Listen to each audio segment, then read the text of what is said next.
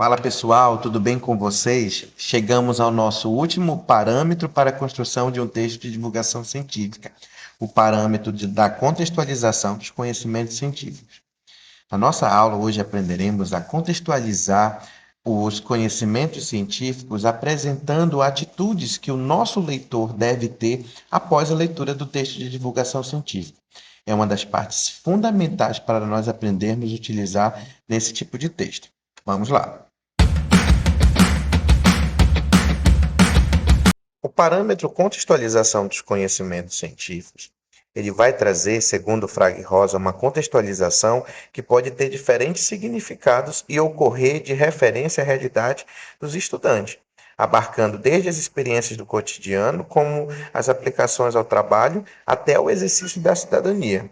Na divulgação científica, a contextualização ela aproxima o cidadão de conceitos da sociedade tecnológica, de modo que ele possa compreender criticamente e refletir sobre os conhecimentos e suas vivências diárias.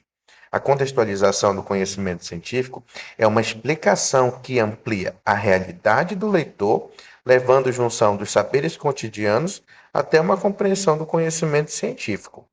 Propor uma relação entre o cotidiano e o conhecimento científico, estabelecendo assim uma atitude cidadã, é o grande desafio para a composição do texto de divulgação científica. A finalidade é possibilitar uma visão crítica e reflexiva, ou seja, o exercício da cidadania. É apropriar-se dessa ideia e utilizar para uma inclusão da ciência na vida do público-alvo, do leitor do texto de divulgação científica. Afinal, não podemos viver sem a nossa cotidianidade. Nossa vida é cheia de ações que envolvem perspectivas científicas. E despertar as atitudes cidadãs no público-alvo, no leitor do texto, é fundamental e essencial para a compreensão desse texto especificamente. É um dos pontos chaves que nós devemos pensar quando estivermos preparando um texto de divulgação científica. Na rubrica do parâmetro contextualização dos conhecimentos científicos, nós podemos perceber também as diferenças dos níveis da qualidade dessa contextualização.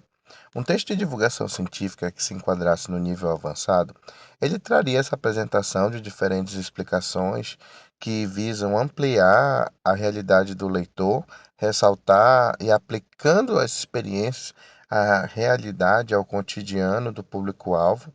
Esses conceitos da sociedade eles visam aproximar o cidadão de uma atitude crítica e cidadã, ou seja, ele vai trazer essa aproximação e gerar uma ação frente ao conhecimento científico e tecnológico apresentado, ou seja, atitudes que a pessoa promoverá no dia a dia. Já um texto de divulgação científica no nível médio, ele traz essa explicação, ele pode apresentar frases que queiram ampliar essa realidade do leitor, mas eles não destacam uma aproximação, uma ação que venha promover essa atitude crítica e reflexiva.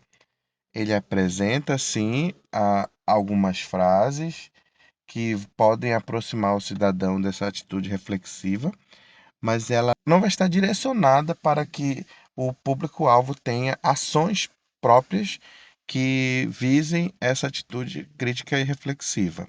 Já um texto de divulgação científica no nível básico, ele não traz essa preocupação, ele não apresenta essa contextualização dos conhecimentos e os conceitos tecnológicos que a pessoa precisa compreender e que atitudes ela deve tomar. E o fato de não trazer essa contextualização, ela se priva de propor certas experiências e atitudes que o leitor deveria ter.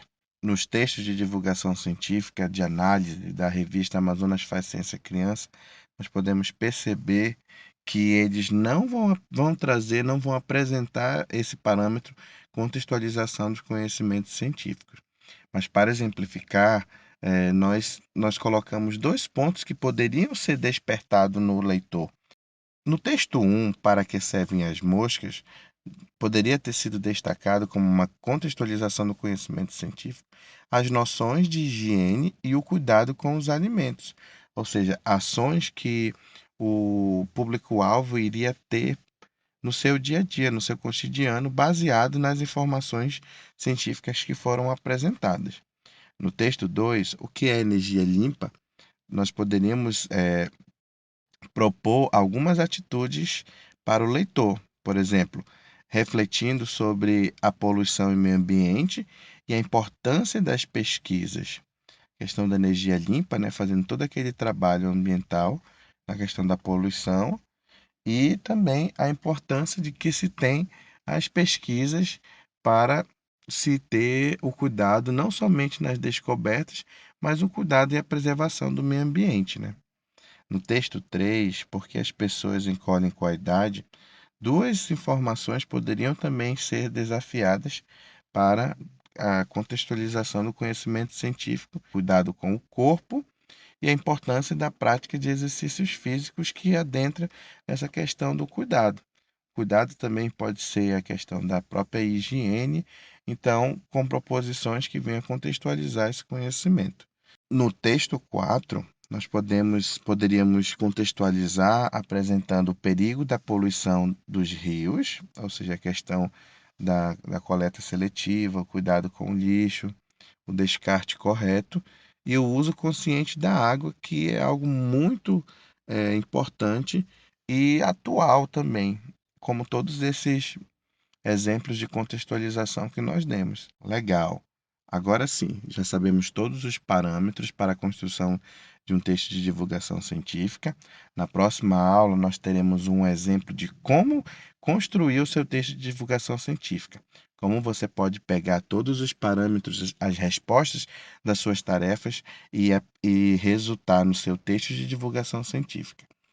Até a próxima aula. Promover a ciência é um dever de todos. Até mais.